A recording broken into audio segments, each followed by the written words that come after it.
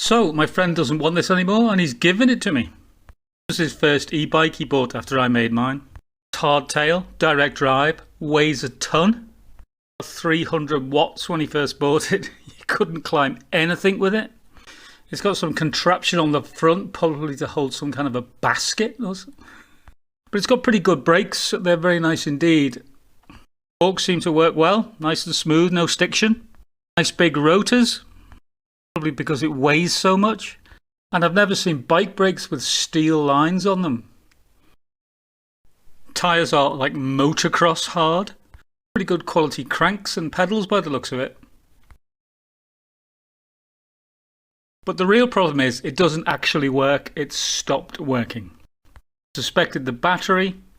Took the top off of the battery which latches it to the frame and the various plugs, and he's lost them.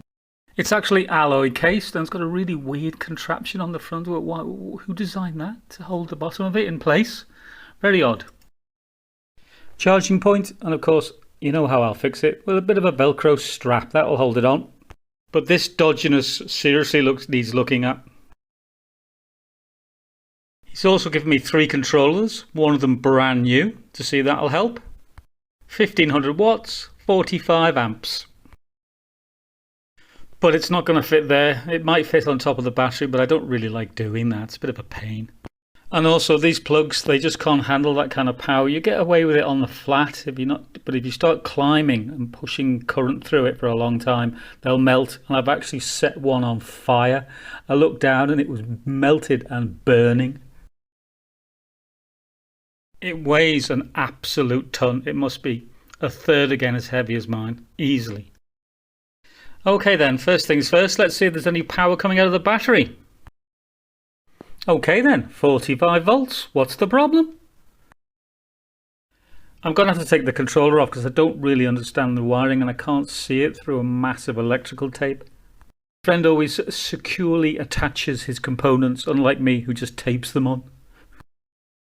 I presume that's where it used to attach the main power supply, and that's the on-off switch. I don't like the way there's no on-off switch on the battery itself. All the wires are connected in all the right places and nothing's snapped, nothing's missing. Starting to suspect the controller. I'll test it first with my battery. Don't worry about these thin wires, it's only a test. Switch it on, no bangs, which is a good start.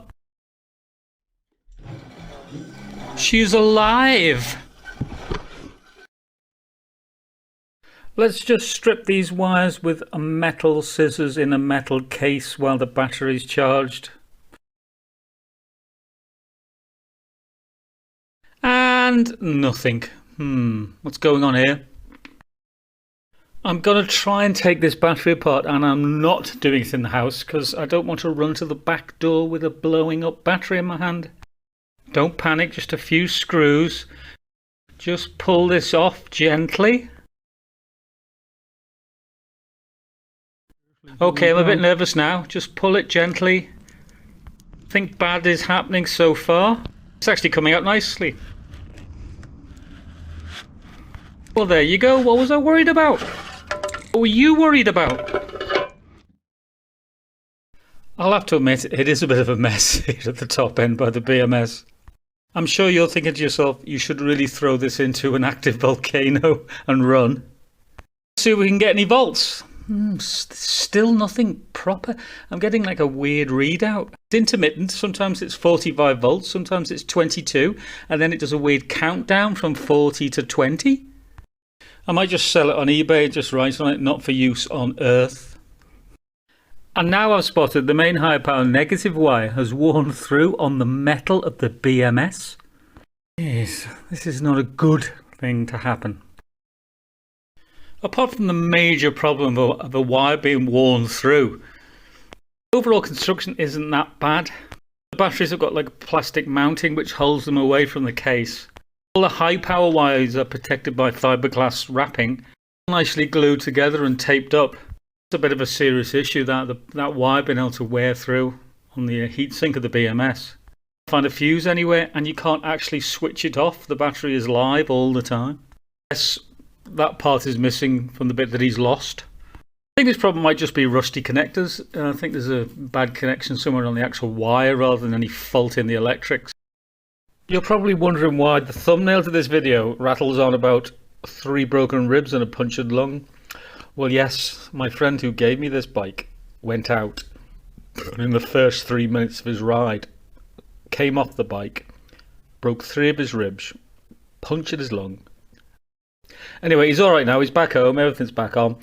But this video of him falling off is pretty gory. Not visually.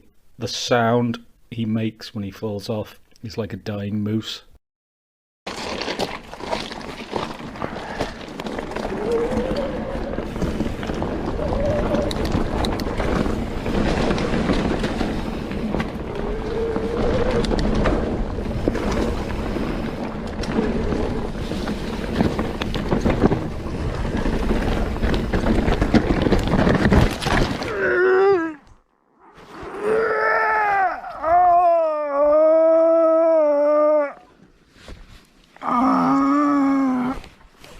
Not good, that, is it? He was in hospital for about a week, caught COVID, but he's home now and he's fine. Yes, they spelt his name Brian. Brain. Love it. Anyway, thanks for watching. I'll give you more updates when I get this bike going. I think it's just actually bad contacts to the BMS. I might have to clean them up or buy a new BMS. See you again next week.